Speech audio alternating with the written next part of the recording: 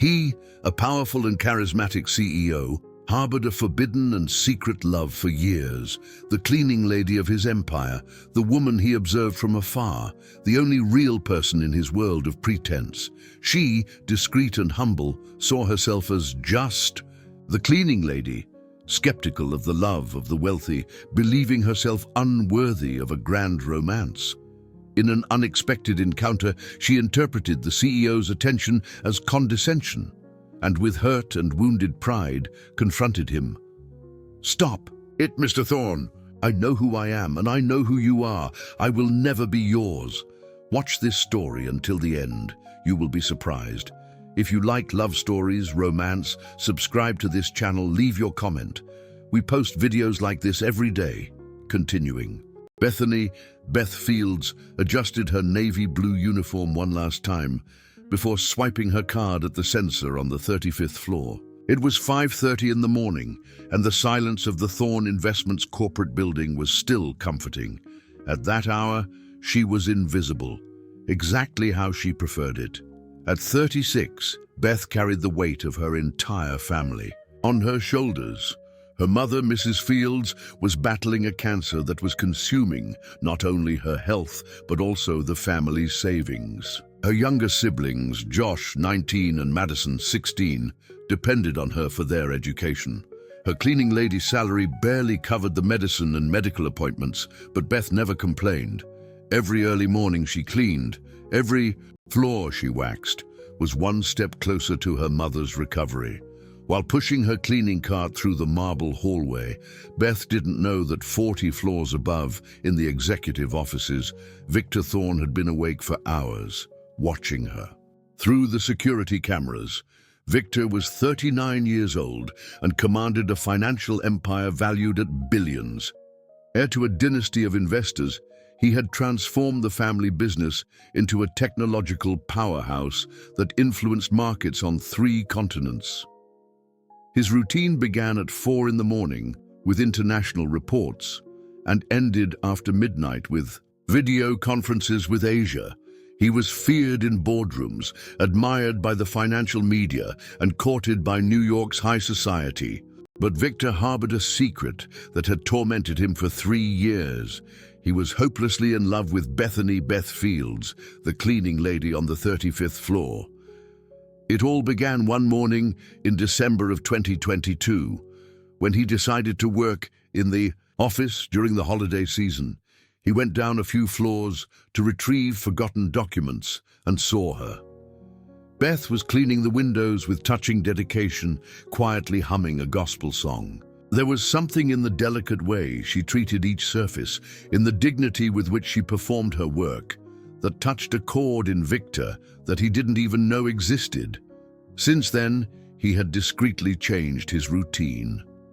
He started arriving earlier, prolonging some meetings, finding excuses to circulate on the floors where she worked. He never spoke to her directly. The fear of rejection and the awareness of the social divide that separated them paralyzed him. But he knew her better than she imagined. Victor knew that Beth supported her family on her own. He knew that she had studied business administration for a semester and dropped out when her father died. He knew that she always arrived 15 minutes early and never missed work, even when she was visibly ill. He knew that she kept a photo of her family in her uniform pocket, and that she smiled with genuine joy when she received messages from her siblings. That morning in August, Victor made a decision that he had been putting off for months. He needed to talk to her, even if it was just a good morning.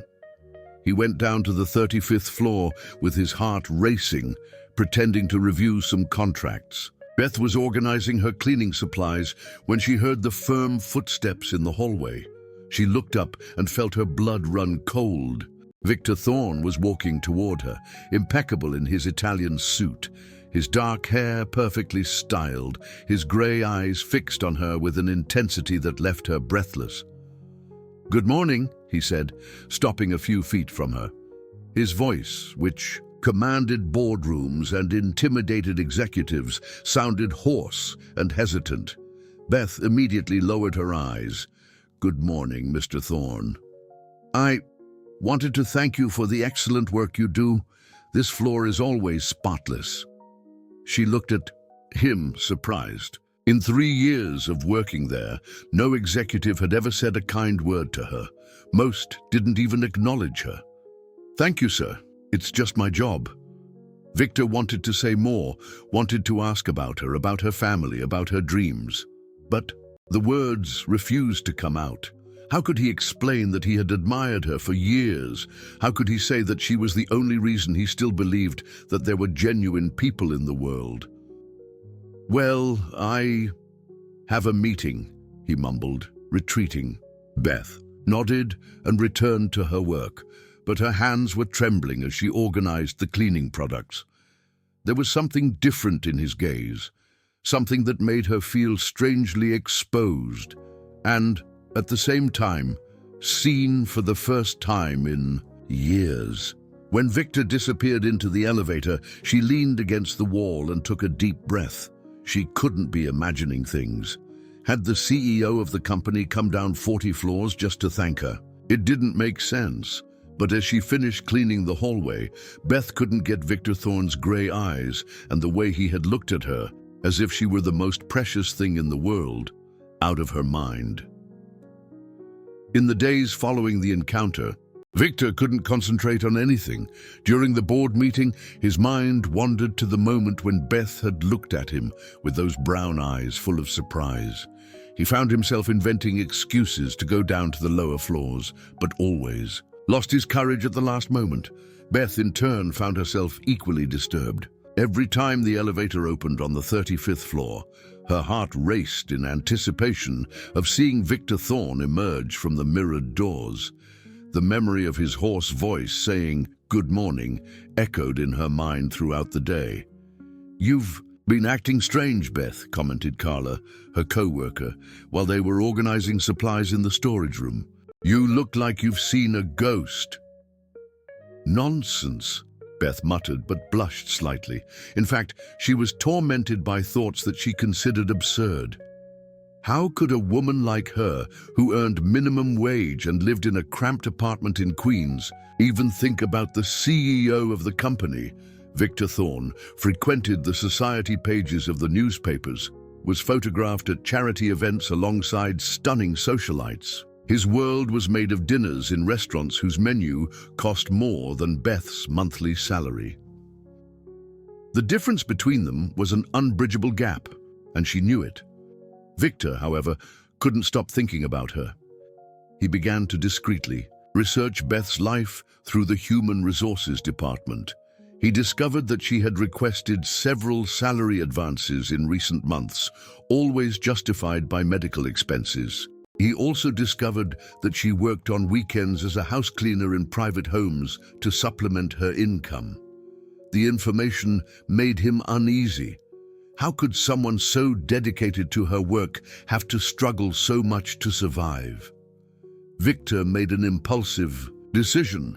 He instructed HR to grant a 15% raise to all cleaning staff, justifying it as an appreciation of essential services. When Beth received the news of the raise 2 weeks later, she was ecstatic. She called her mother, crying with joy, mentally calculating how much more medicine she could buy, how many more private appointments she could afford.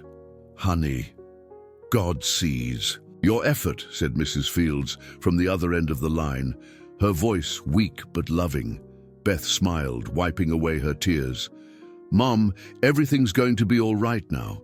You're going to get better, I promise." The next morning, she was working with renewed energy when she heard familiar footsteps in the hallway. Victor appeared again, this time carrying a folder. "Good morning, Beth," he said, and she noticed that he had used her name. How did he know her name? "Good morning, Mr. Thorne.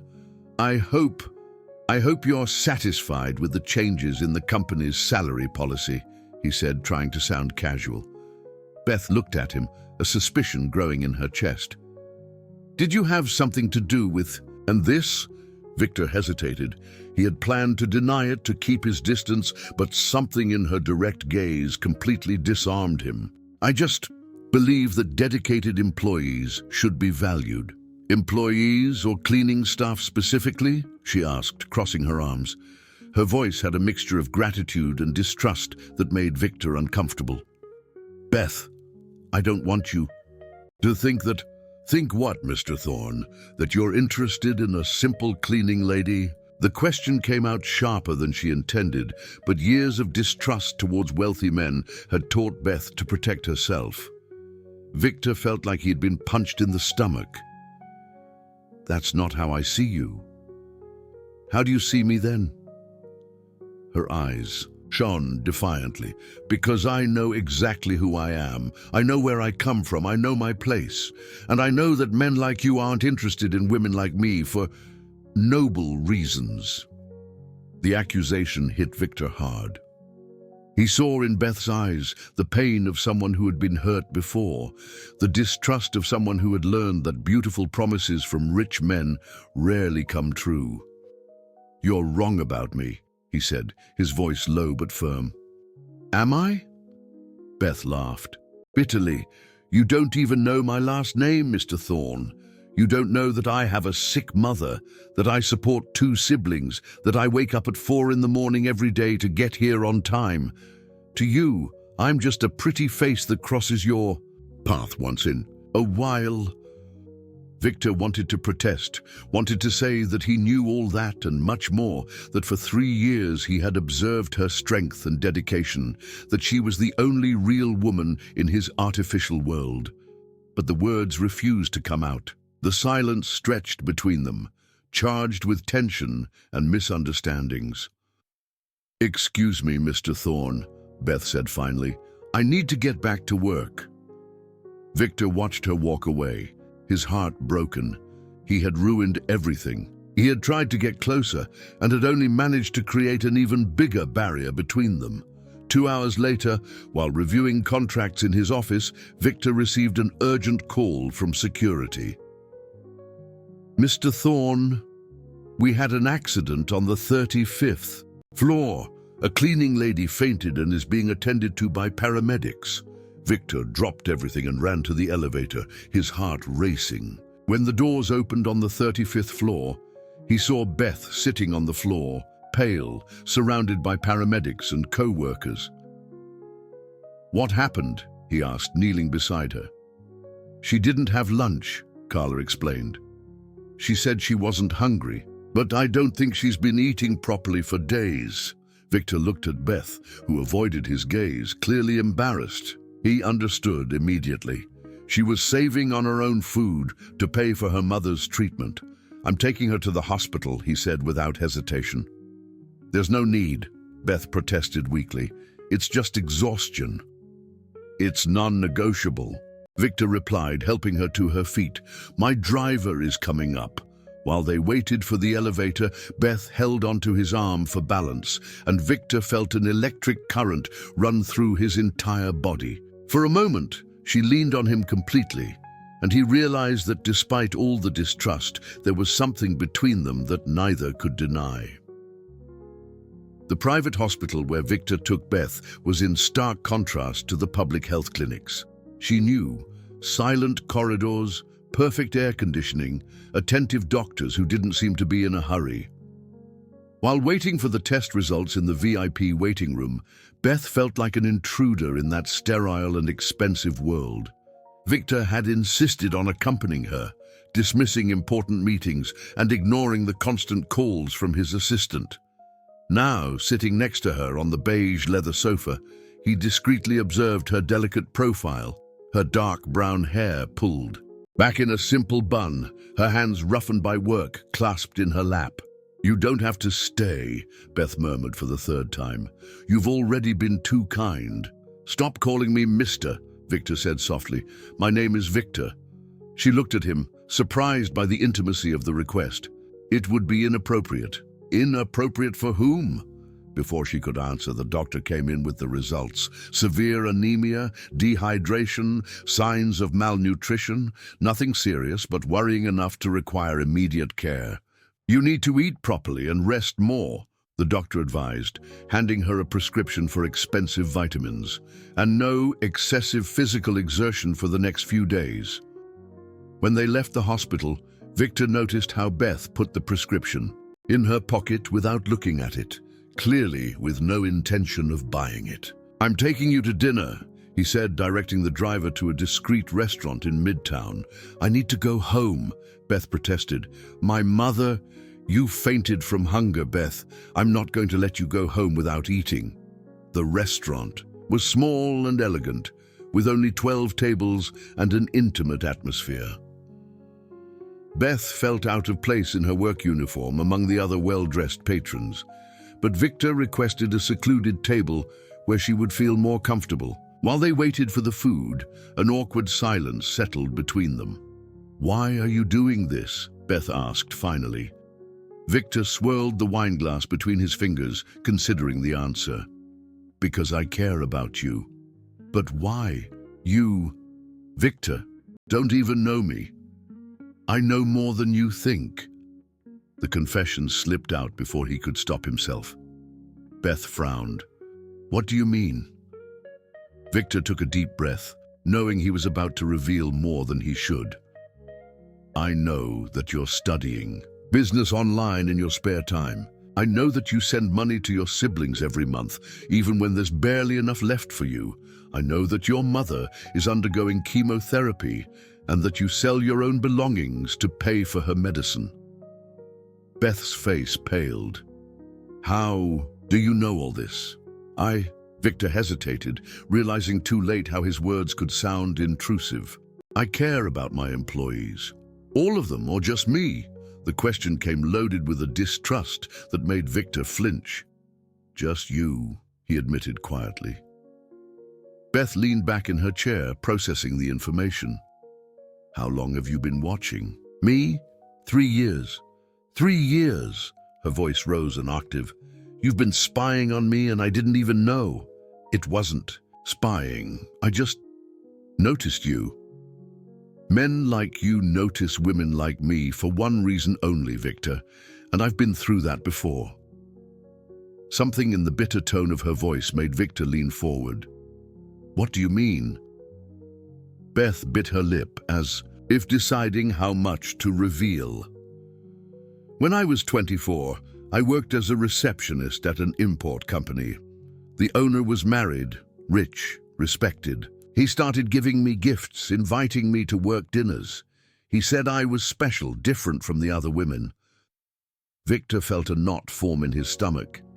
"I believed him," Beth continued, her voice getting lower. "I believed him when he said he was going to leave his wife. I believed him when he said he loved me, until the day I got pregnant." The silence that followed was deafening. "He offered me money to have an abortion. When I refused, he fired me and spread lies about me to other companies. I lost the baby 2 weeks later from so much stress and heartbreak. And him? He continued his perfect life as if I had never existed." Victor felt as if someone had knocked the air out of his lungs. The pain in Beth's voice, the way she avoided his gaze as she told the story, all this made him understand why she was so distrustful. "Beth, I'm not what? Married, rich, powerful." She finally looked at him, her eyes shining with unshed tears. "That's exactly what you are, Victor, and I'm not going through that again." Victor reached out over the table, touching her fingers lightly. "I would never do anything like that to you." "That's what they all say." "No, Beth, you don't understand." Victor took a deep breath, making a decision that would change everything. Between them, "I'm not married because I've never been able to forget a woman I saw for the first time 3 years ago, cleaning windows and humming a gospel song. A woman who made me realize that everything in my life was empty and meaningless." Beth stared at him, incredulous. "You saved me, Beth. Without even knowing it, you brought me back to life. And I know I don't have the right to feel this way. I know we're from different worlds, but..." His voice faltered for a moment. "I've been in love with you for 3 years." The confession hung in the air between them like a bomb about to explode. Beth stared at him with a mixture of shock, fear, and something that Victor dared to hope was hope. "That's impossible," she whispered. Why is it impossible to love someone as brave, kind, and real as you? Beth withdrew her hand from the table as if his touch burned. Because I can't afford to believe in fairy tales, Victor. I have responsibilities, people who depend on me. I can't risk my heart again. But even saying that, Victor saw something break in the barrier she had built around herself. And for the first time in 3 years, he had hope. 3 weeks had passed since the dinner. Victor respected Beth's silent request for distance, but he couldn't stop thinking about her. He discreetly increased the company's health insurance, planned to include employees' family members, hoping that it would help with her mother's treatment. Beth noticed the change, but said nothing. It was a rainy Thursday in September when everything changed. Victor was working late in his office when he received a frantic call from his assistant. "Mr. Thorne, there's a fire on the 28th floor. The firefighters are on their way, but the building is being evacuated." Victor ran to the window and saw smoke rising from the lower floors. His mind immediately flew to Beth. Thursday was the day she did the heavy cleaning on the middle floors. "Which employees are still in the building?" he shouted into the phone as he ran to the elevator. "The elevators have been shut down for safety, sir. Use the emergency stairs." Victor ran down the steps 3 at a time, his heart pounding in his chest. The smoke was getting thicker. On the 29th floor, he heard voices coming from below. "There's someone trapped on the 28th floor, shouted a firefighter. "A cleaning lady. The emergency stairwell is blocked by debris." Victor didn't hesitate. Ignoring the firefighter's shouts to wait, he forced open the fire door and entered the danger zone. The smoke was so thick he could barely see his own hand. "Beth!" he shouted. "Beth, where are you?" A weak voice answered from the end of the hallway. "Here, I'm here!" Victor followed the voice, feeling along the walls. He found Beth crouched near a window, coughing violently, with a wet towel covering her nose and mouth. "Victor, what are you doing here?" she asked, her eyes wide with shock as she saw him. "I came to get you out of here." He helped her to her feet, putting his arm around her waist. "The emergency stairwell is blocked, but there's an alternate exit on the 27th floor." They walked together through the smoke, Victor guiding Beth with a confidence that she didn't question. He knew every inch of that building. They reached the internal staircase that connected the executive floors, a route that few knew about. "This way," he said, but as he forced the door open, they heard a terrible crash. Part of the ceiling had collapsed, blocking that exit as well. They were trapped. "Victor, I'm scared," Beth whispered, and for the first time since they had met, her voice was stripped of all defenses. He pulled her into his arms, holding her close against his chest. "I won't let anything happen to you. I swear on everything that's sacred." Leaning against the wall, waiting for the firefighters to find a way to rescue them, something changed between them. The forced proximity, the real danger, the vulnerability of the moment. Everything conspired to break down the barriers that Beth had built. "Why did you come looking for me?" she asked against his chest. "Because I couldn't live with myself if something happened to you." She raised her face to look at him, and Victor saw that the tears in her eyes weren't just from the smoke. "I'm so afraid of you," she whispered. "Afraid of me. Afraid of what I feel when I'm near you. Afraid to believe that this is real," her voice broke. "Afraid that you'll disappear from my life as if I never existed." Victor held her face in his hands. "Beth, look at me. I risked my life to get to you today. Does that sound like someone who's going to disappear?" She looked into his eyes and for the first time saw the raw, naked truth of his love for her. There was no calculation, no hidden agenda. There was just a man desperately in love, willing to die for her. "I've fallen in love with you too," she whispered, the words coming out like a confession forced from her. Victor kissed her then, there in the middle of the smoke and danger, a kiss charged with 3 years of suppressed desire and fear of losing her. Beth surrendered completely, all her defenses crumbling at once. When they broke apart, both knew that there was no turning back. They had crossed a line that would change them forever. 20 minutes later, the firefighters managed to open a passage and rescued them. When they came out of the building, they were greeted by a crowd of employees, emergency crews, and to Victor's horror, 3 reporters with cameras. The image of Victor Thorne, billionaire CEO, carrying Beth Fields, a cleaning lady, in his arms, both obviously shaken and him clearly protecting her from the crowd, was captured from all angles. "Mr. Thorne," shouted a reporter, "you risked your life to save an employee. What's your relationship with her?" Victor ignored the questions, taking Beth straight to his limousine, but the damage was done. The photos were already being sent to newsrooms, and by the end of the night, the news would be on every gossip website in the city. "Victor, this is going to cause problems for you," Beth said inside the car, still trembling. He held her hand tightly. "I don't care. But your family, your business—" "I don't care," he repeated, looking her in the eyes. "Not after what you told me in there. Not after knowing that you love me." Beth knew that he was underestimating the consequences. Men like Victor Thorne had reputations to protect, traditional families with expectations, conservative shareholders.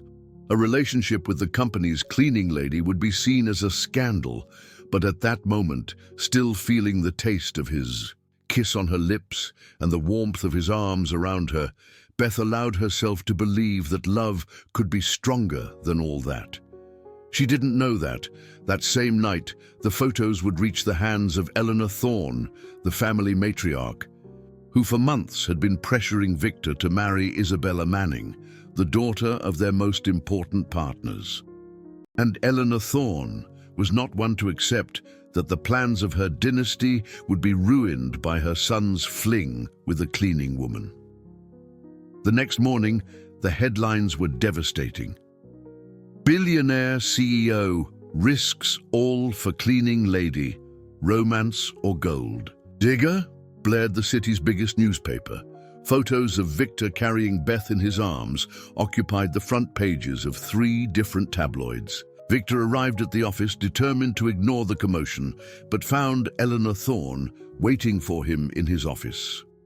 At 62 years old, his mother maintained the glacial elegance that had terrorized opponents and family members for decades. "Mother, I can explain."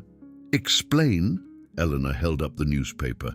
"Explain how my son, heir to a family empire built over generations, publicly exposed himself for a cleaning woman?"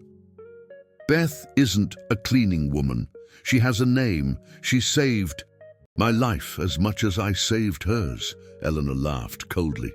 "Your life? Victor, you've developed a pathological obsession with a woman you don't even know. This needs to stop. I love her." "Love?" The word sounded like poison on Eleanor's lips. "You think this is love? It's lust, Victor. It's the fantasy of a man bored with women of his own class. You don't know what you're talking about? I know exactly what I'm talking about." Eleanor approached the desk, placing a folder before him. "This is Beth Fields, 36 years old, high school diploma, some college, works as a cleaning lady for 5 years. Before that, had 3 different jobs. Fired from an import company for inappropriate conduct. Guess with whom?" Victor felt his blood run cold. "How did you—" "I have my resources, dear, and I discovered something very interesting about your great love." Eleanor opened the folder, revealing documents and photos. She had an affair with her boss before, got pregnant, tried to blackmail the man, was exposed and humiliated, and now she's repeating the pattern with you. "That's not true." Victor stood up abruptly. "She told me about that man. He used her and abandoned her." "Oh, she told you a romantic version of the story?" Eleanor smiled cruelly. "How convenient. The truth is that Beth Fields has a history of getting involved with rich married men, and you, my dear naive son, are just next on the list." Victor looked at the photos in the folder. A younger Beth, entering an expensive hotel with a middle-aged man, medical records of an abortion, records of a bank account with regular deposits that ceased abruptly. Where did you get this? The private investigator I hired is very efficient, and there's more. Eleanor turned a few pages. 3 days after you were seen leaving the hospital together, she went to the bank and inquired about loan information to purchase a home. Yesterday, before the fire, she researched used cars in the $50,000 range. Interesting timing, don't you think? Victor felt as if the floor were disappearing beneath his feet. You're twisting the facts. I'm presenting the facts, Victor. This woman is an experienced opportunist, and you're being manipulated. At that moment, Victor's assistant entered without knocking. Mr. Thorne, I'm sorry to interrupt, but we have a situation. Miss Fields is in the lobby. She says she needs to speak with you urgently. Eleanor smiled with satisfaction. How perfect. Send her up, darling. I want to meet in person the woman who's trying to destroy my family. Minutes later, Beth entered the office, clearly distressed, stopping abruptly when she saw Eleanor Thorne. Victor, I need to talk to you. The reporters are at my door. My mother is terrified. My siblings... Her voice died as she perceived the tension in the room. Beth, said Eleanor with false cordiality, what a pleasure to finally meet you. I'm Eleanor Thorne, Victor's mother. Mrs. Thorne. Beth gave a slight bow, clearly intimidated. Sit down, dear. We were just talking about you. Beth looked at Victor, who avoided her gaze. Something was terribly wrong. Victor has told me about your relationship, Eleanor continued, and I must confess that I'm concerned. Do you realize the delicate position you've put my son in? I didn't want this to happen, Beth said, her voice trembling. I never asked for any of this. Of course not. Eleanor picked up a document from the folder. But tell me, since we're being honest, is it true that you inquired about bank loans this week? Beth paled. How did you... And about buying a car?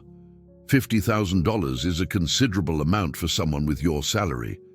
I thought that maybe, with the raise... Beth looked at Victor desperately. Victor, you know why I would need those things. It's for my mother, to give better conditions to my family. Of course, dear, it's always for the family. Eleanor stood up. Just like it was for the family. When you got involved with Edward Marston from Continental Imports, the silence that followed was deafening. Beth went white as a sheet. Victor, she whispered, did you tell your mother about... He didn't tell me anything, Eleanor interrupted. I found out on my own, just like I found out about the photos at the hotel, about the pregnancy, about the monthly payments you were receiving. Beth stood up, staggering. It wasn't like that. You don't understand. We understand perfectly, Eleanor said coldly. You're an experienced predator, and my son almost fell into your trap, but it ends here. Victor remained silent, looking at Beth with an expression that she couldn't decipher. Victor, she pleaded, you know who I really am. You know that what I feel for you is true. Do I? Victor finally spoke, his voice strangely cold. You told me about Edward Marston, but you omitted some important details, didn't you? I told you the truth, a selective truth. Victor approached her. Why didn't you tell me that you received money from him for months? Why didn't you mention the photos at the hotel? Because I knew you would think exactly that. Beth was crying now. I knew that you would doubt me, like everyone always has. And the loans. The plans to buy a car right after we became close. My mother is dying, Victor. I wanted to find a way to take her to a better hospital, to give her a decent life. I thought that maybe, if you really loved me, you would help me help my family. Help or payment for your services? Eleanor asked, cruelly.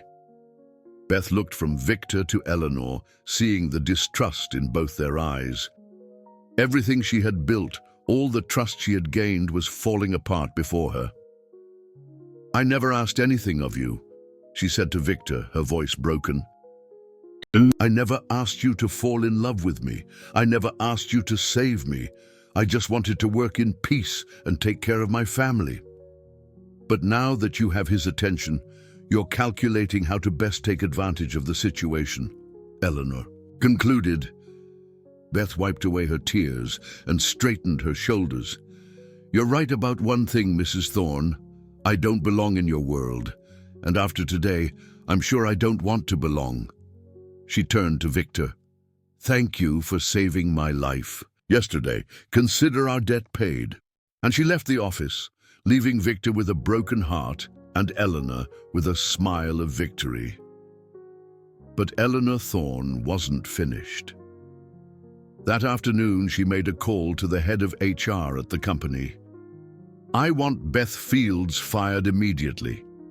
Invent any reason and make sure she doesn't get a job at any reputable company in the city. I want her to understand that messing with my family has consequences. A week had passed since Beth had left Victor's office, 7 days of absolute silence between them, 7 days in which she hadn't shown up for work. Victor had tried calling several times, but her number was always busy or went straight to voicemail. On Monday morning, he finally found out why. Mr. Thorne, said the head of HR, visibly uncomfortable, I need to inform you that Beth Fields was terminated for cause. On Friday, Victor looked up from his reports abruptly.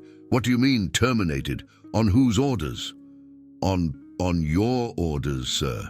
At least that's what we were told. I never authorized any termination. Victor stood up, furious. Who said that? The woman hesitated. Your mother, sir. Mrs. Eleanor said it was a direct order from you and that we shouldn't bother you with the details. Victor felt a blind fury take over him. He ran to the elevator, going straight to the parking garage. 20 minutes later, he was at the door of Eleanor Thorne's home in the Upper East Side. Mother, he shouted, bursting into the living room where she was having tea with 2 friends. How dare you? Victor, darling, we have guests. I don't care. He planted himself before her, his eyes flashing with anger. You fired Beth without my authorization. Eleanor dismissed her friends with an elegant gesture. When they were alone, she stood up calmly. I did what was necessary to protect our family. You had no right. I have every right. I'm the majority, shareholder of the holding company that controls your companies. Have you forgotten? Eleanor poured herself more tea, unperturbed. And there's more, darling. I took the liberty of making a few calls. Beth Fields won't get a job at any respectable company in the city. Her name is on a blacklist. Victor felt as if he had been punched in the stomach. You destroyed her life. I saved yours. Eleanor looked at him coldly. And if you try to help her financially or in any other way, I will make public everything I discovered about her. The photos at the hotel, the payments, everything. Imagine what her reputation will be like after that. You're a monster. I'm a mother protecting her son from a gold digger. Victor stormed out and went straight to Queens. He needed to find Beth, to explain that he didn't know anything, that his mother had acted behind his back. But when he arrived at the address he had on file from the company, he found the apartment empty. The Fields family moved out over the weekend, explained a neighbor. Beth was desperate, said she had lost her job and wouldn't be able to pay the rent. They took her sick mother and everything. Where did they go? I don't know, mister. I think they went upstate with some relatives. Victor scoured the city for 3 days. He hired private investigators, checked hospitals, health clinics. Beth had simply vanished. On Thursday, Eleanor appeared again in his office. Still looking for your Cinderella? She asked with disdain. Where is she? Far away from you, as she should be. Eleanor sat down elegantly. And now we have more important matters to discuss. The Mannings are getting impatient. You need to announce your engagement to Isabella. Never. Victor, be reasonable. Isabella is perfect for you. Same social class, same education, same worldview. The two of you together will consolidate the biggest financial empire in the country. I don't love Isabella. You will learn. Love comes with time, with living together. Eleanor leaned forward. And in case you're thinking about finding your cleaning lady, know that it would be very harmful to her. What do you mean? Eleanor opened her purse and took out an envelope. Remember the photos I mentioned? They're quite explicit. If they become public, imagine the embarrassment for poor Beth and for her sick mother. Victor took the envelope with trembling hands. The photos showed a younger Beth in intimate moments with Edward Marston. They weren't pornographic, but they were compromising enough to destroy any chance she had of rebuilding her life. Would you really do this? If it's necessary to protect my family, yes. Eleanor stood up. The choice is yours, Victor. Marry Isabella, and these photos stay with me forever. Continue searching for Beth, and they'll be on the internet tomorrow. That night, Victor drank alone in his apartment for the first time in years. His mother's words echoed in his head, mixing with memories of Beth's kiss in the smoke, of the way she had said she loved him. At 2 a.m, the phone rang. It was an unknown number. Victor? Beth's voice was hoarse, tired. Beth, where are you? I've been looking for you all over the city. I know. I heard you sent people to look for me. Beth, I had nothing to do with your termination. It was my mother. She acted behind my back. It doesn't matter anymore, Victor. How can it not matter? Of course it matters. I love you. There was a long pause on the other end of the line. My mother died yesterday, she said finally. Victor felt as if the world had stopped. Beth, I'm so sorry. She died in a public hospital upstate because I didn't have any more money for private treatment.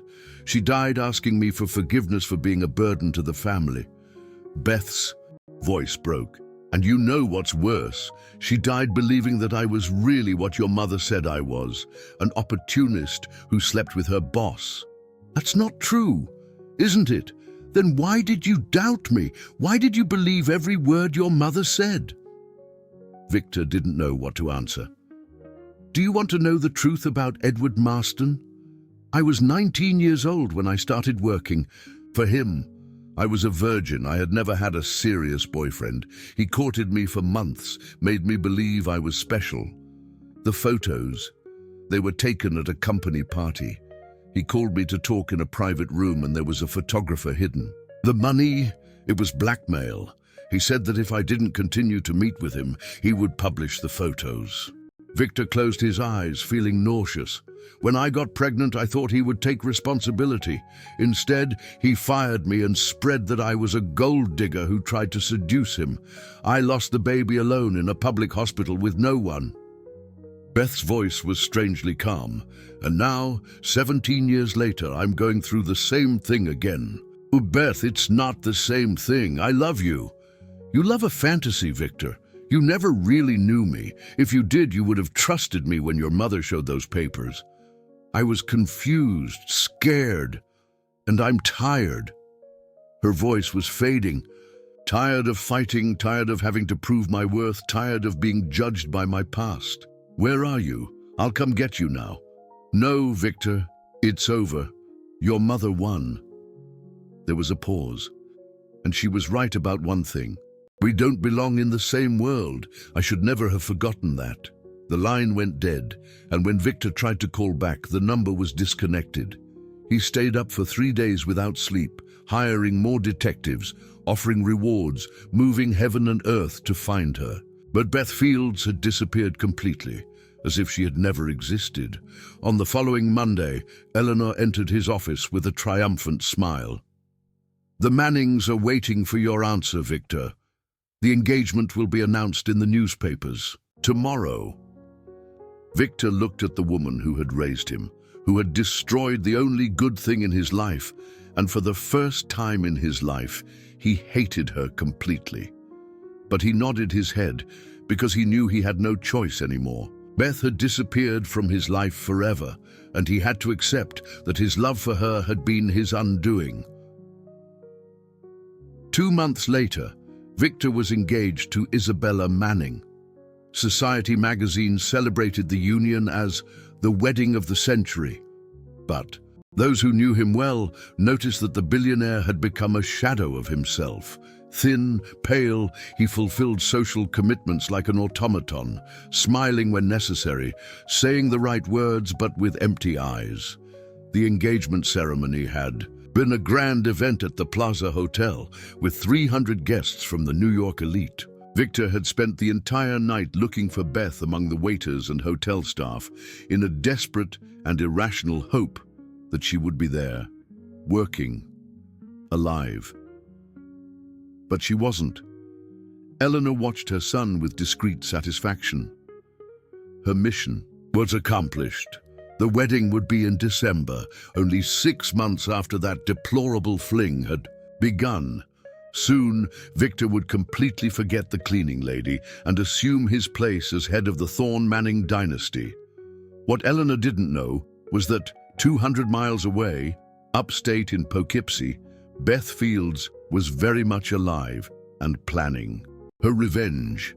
After her mother's death, Beth had fallen into a deep depression. For weeks, she couldn't get out of bed in the small apartment she had rented with the money from the sale of all her belongings.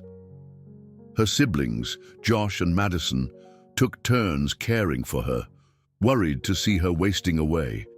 It was Madison who first suggested that they should fight back. "Beth, you can't let them win like this," said the 16-year-old sister, showing her a magazine where Victor and Isabella were posing, smiling.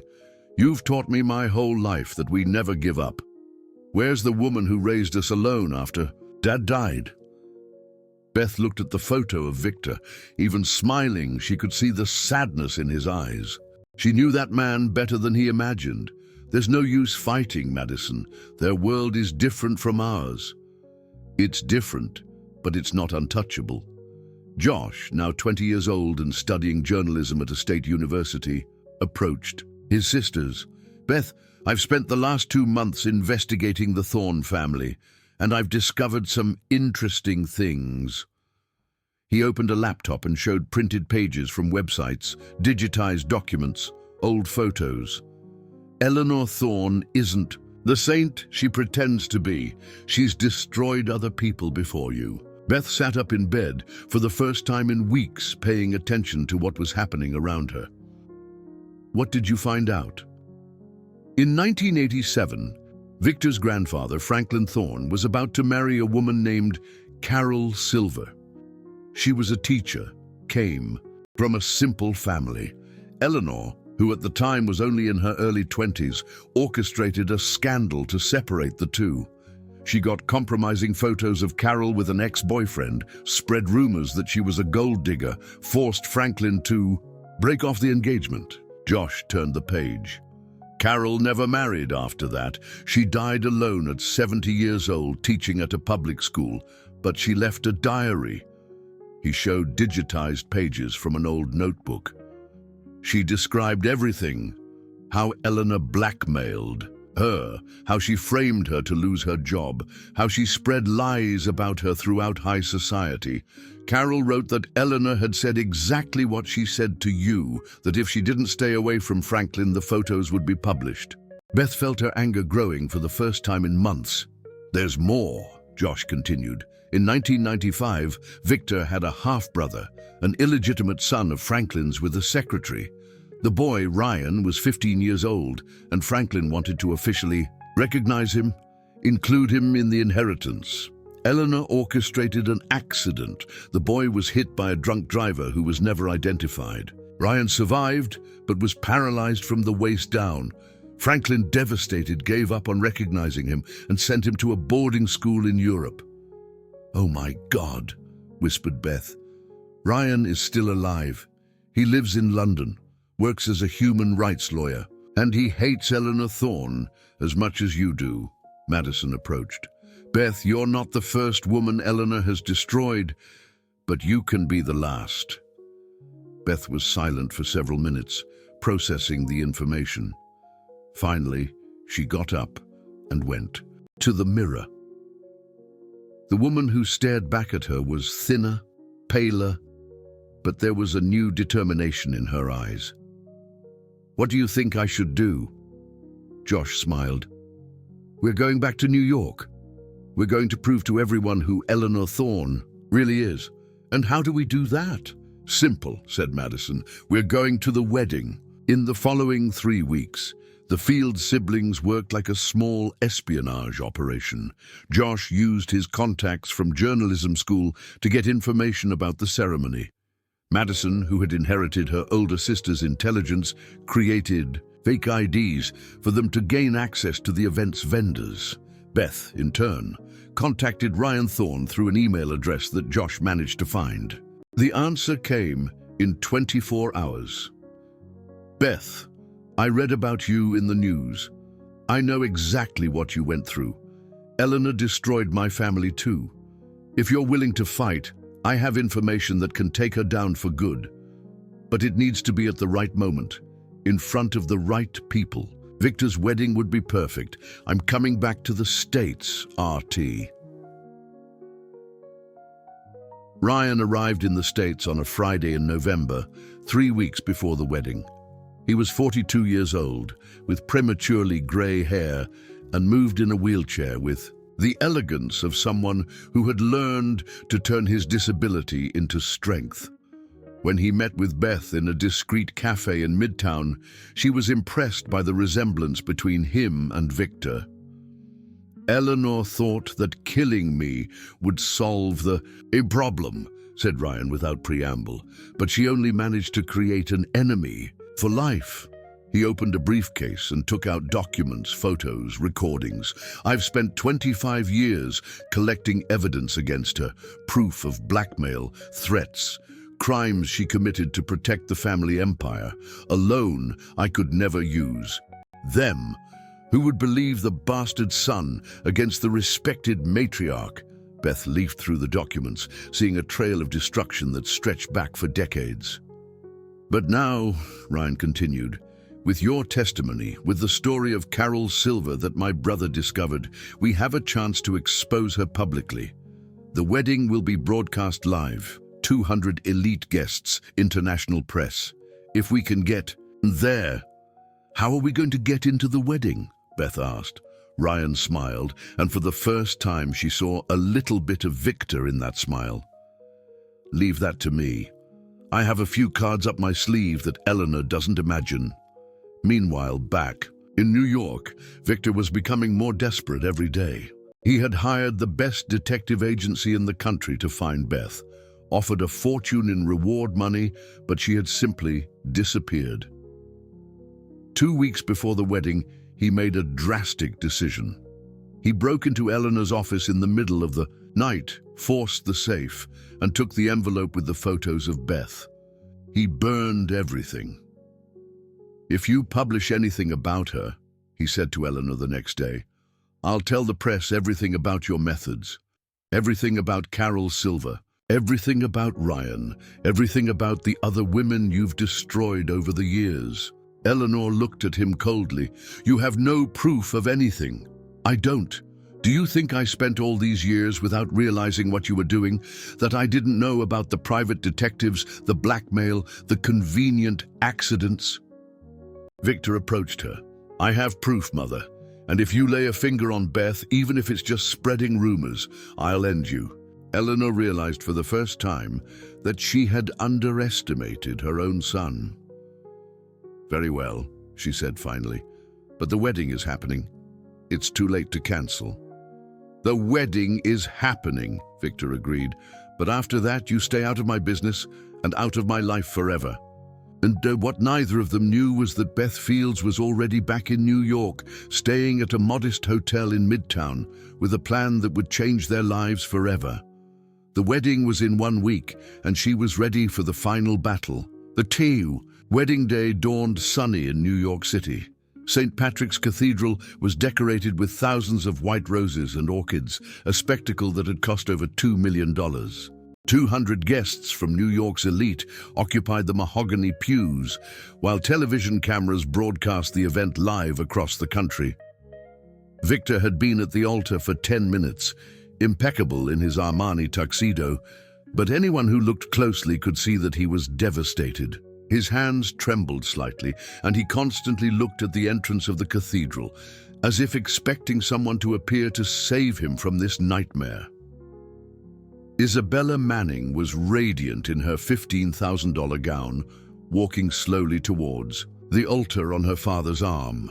The wedding march echoed through the Gothic vaults of the cathedral, but to Victor, the sound was like a funeral dirge. Eleanor Thorne, sitting in the first row, watched everything with absolute satisfaction.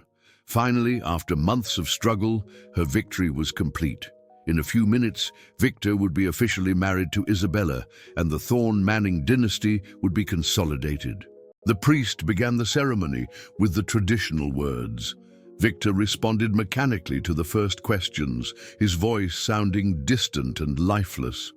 "If anyone knows of any impediment for this marriage not to take place," said the priest, "speak now or forever hold your peace."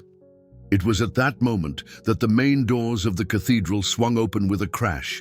Beth Fields entered walking slowly, wearing an elegant navy blue dress that highlighted her brown eyes. Her hair was loose, falling in soft waves over her shoulders. She was no longer thin and worn. There was a new strength in her, a determination that made all those present turn to look at her. A murmur of shock swept through the cathedral. Victor felt as if his heart had stopped beating. "I object to this marriage," said Beth, her clear voice echoing throughout the cathedral. Eleanor stood up abruptly. "Security! Get that woman out of here immediately!" But before any security guard could move, a man in a wheelchair entered through the side door of the cathedral. Ryan Thorne, wearing an impeccable suit, headed straight for the altar. "I object as well," he said, his voice carrying all the authority of an experienced lawyer, "and I have legal grounds for it." The silence in the cathedral was absolute. Eleanor had turned livid at the sight of Ryan. "Ladies and gentlemen," said Ryan, removing a document from his briefcase, "my name is Ryan Thorne, Victor Thorne's half-brother, and I've come here today to expose the truth about Eleanor Thorne and the methods she uses to control her family." "Get that man out of here!" shouted Eleanor, but her voice came out shrill, desperate. "For 25 years, Ryan continued, now addressing the television cameras directly, this woman has destroyed lives to protect her interests. She blackmailed, threatened, and even orchestrated attempted murders. He began to show documents, photos, recordings. "Here's the proof of how she destroyed Carol Silver in 1987, preventing my grandfather from marrying her. Here are the records of the accident that left me paralyzed from the waist down when I was 15 years old, an accident that she paid to happen." The congregation was in a state of shock. Reporters scrambled to get the best angles, while guests whispered among themselves, incredulous. Beth approached the altar, where Victor was looking at her as if he was seeing a ghost. "And more recently," she said, her voice firm and clear, "Eleanor Thorne used the same methods against me. When Victor fell in love with me, yes, ladies and gentlemen, this man is hopelessly in love with a former cleaning lady. She blackmailed me, stalked me, and forced me to disappear." Victor took a step towards her.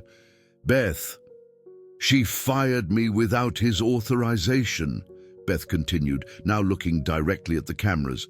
"Put my name on a blacklist so that I couldn't get a job in New York. Threatened to publish intimate photos of me if Victor tried to find me. And when that wasn't enough, she forced me to flee the city." Eleanor tried to approach the altar, but 2 security guards, whom Ryan had hired discreetly, stopped her. "You have no proof of anything," she shouted. "I have all the proof," Beth replied calmly. She took a small recorder from her purse. "Including our conversation from 3 days ago." Eleanor's voice came out clearly from the recorder. "Very well, I admit it. I did all this to protect my family, and I would do it again. People like you don't deserve to be happy with people like us." The recording had been made when Beth, pretending to be defeated, had sought out Eleanor to negotiate. Eleanor, confident in her victory, had confessed everything.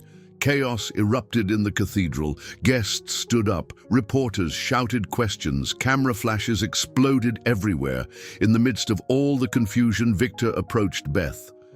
"You came back," he said, his voice choked with emotion.